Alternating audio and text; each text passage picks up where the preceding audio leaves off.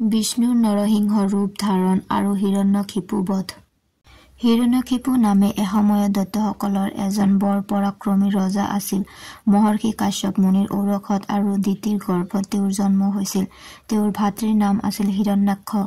কিন্তু বিষ্ণুৰ হাতত তেওঁৰ মৃত্যু হোৱাত হিৰণ্যকশিপুৱে মনত বৰ দুখ পালে আৰু দেৱতাসকলৰ প্ৰতি খঙত অগ্নিশৰ্মা হৈ কেনেকৈ তেওঁ ভাতৃহত্যাৰ প্ৰতিশোধ ল'ব পাৰে তাৰ উপায় চিন্তিবলৈ ধৰিলে।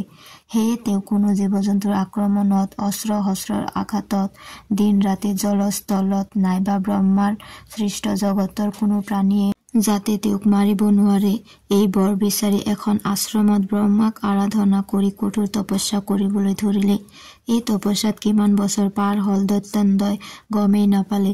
আনফালে দেৱতাসকলে এই কথা গম পাই ভৃগু, দক্ষ প্ৰমুখ ব্ৰহ্মা সংহজানত উঠি সেই আশ্ৰম পালেগৈ।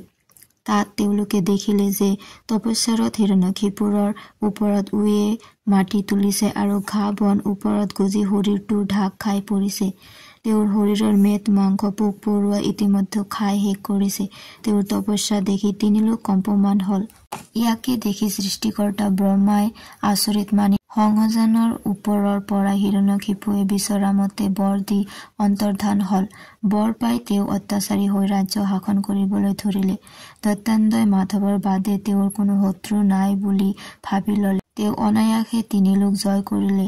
দেৱাসুৰ, মনুষ্যৰ ৰজা, বিদ্যাধৰ, ঋষি, গন্ধৰ্ব, ভূপতি, পিশাচ, যক্ষৰক্ষ, পিতৃগণ আদি সকলোকে জয় কৰি তেওঁ নিজৰ বাহুবলেৰে স্বৰ্গৰাজ্য অমৰাৱতীও দখল কৰিলে। দেৱতাসকল ভয়ত কম্পমান হৈ দৈত্যশ্বৰকে সেৱা কৰি থাকিল। স্বৰ্গত ইন্দ্ৰৰ ঠাইত দিতিৰ তনয় হিৰণ্যকশিপুৱেও এই ইন্দ্ৰ হল। দিনক দিনে স্বৰ্গত দেৱতাসকলৰ অস্তিত্ব নাইকিয়া হল। মনৰ দুখত দেৱতাসকল শুকাই ক্ষীণাই যাবলৈ ধৰিলে। খাবলৈ নাপাই তেওঁলোকে বায়ুকে সেৱন কৰি থাকিব লগা হল। হিৰণ্যকশিপুৰ এগৰাকী পত্নীৰ নাম আছিল কায়াধু। তেওঁৰ 4জন পুত্ৰৰ ভিতৰত কনিষ্ঠজনৰ নাম আছিল প্ৰহ্লাদ। প্ৰহ্লাদ পৰম বিষ্ণু ভক্ত হোৱাৰ বিপৰীতে দৈত্যান্দ আছিল প্ৰবল বিষ্ণু বিদ্বেষী। প্ৰহ্লাদ বিষ্ণু ভক্ত হোৱাটো তেওঁ মুঠেই বিচৰা নাছিল আৰু সেইবাবে পিতাকে পুত্ৰক নানা উপায়েৰে দৈত্য ধৰ্ম শিকোৱাৰ চেষ্টা কৰিছিল। কিন্তু কোনো প্ৰকাৰে শিকাই বুজাইও তেওঁ প্ৰহ্লাদক নিজৰ মতলৈ আনিব নোৱাৰিলে। তেওঁ আনকি প্ৰহ্লাদক ভীতিগ্ৰস্ত কৰি বা প্ৰাণে বধ কৰাৰ ভাবুকি দিও বিফল হল। আনহাতে অন্তৰ্যামী কৃপাময় দেৱতাসকলৰ দুখ দুৰ্দশা আৰু দৈত্যান্দ্ৰয়ে প্ৰহ্লাদৰ ওপৰত কৰা সকলো অত্যাচাৰ কৰাৰ কথা গম পাই আছিল। দেৱতাসকলে দৈত্যান্তৰ ভয়ত মুখ খুলি একো কথা কব নোৱাৰিলেও মনে মনে পৰম বিষ্ণুক উপাসনা কৰি এই বিপদৰ পৰা উদ্ধাৰ কৰিবৰ বাবে প্ৰাৰ্থনা জনাই আছিল।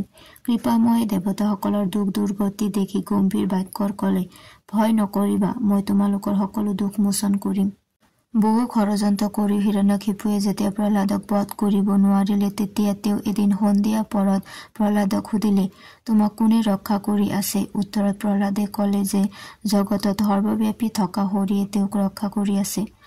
প্ৰসাদত থকা এটা স্ফটিকৰ স্তম্ভ দেখুৱাই দৈত্যান্দই খঙেৰে সুধিলে, এই স্তম্ভটোতো ৰক্ষাকৰ্তা হৰি আছে নেকি?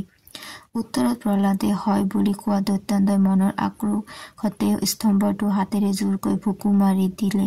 কি আচৰিত! লগে লগে স্তম্ভটো ভাঙি তাৰ পৰা এটা অদ্ভুত প্ৰাণী প্ৰকাশিত হল, যাৰ শৰীৰৰ ওপৰৰ অংশ সিংহ আৰু তলছোৱা মানুহৰ দৰে।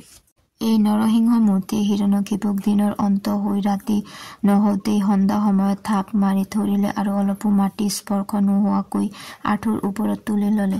তাৰ পিছত অস্ত্ৰ শস্ত্ৰ নলগাই নখেৰে পেটটো ফালি পেলালে। ব্ৰহ্মাৰ বৰৰ সন্মান ৰক্ষা কৰি এনেদৰে নৰসিংহ ৰূপ ধাৰণ কৰি বিষ্ণুৱে হিৰণ্যকশিপুক বধ কৰিলে।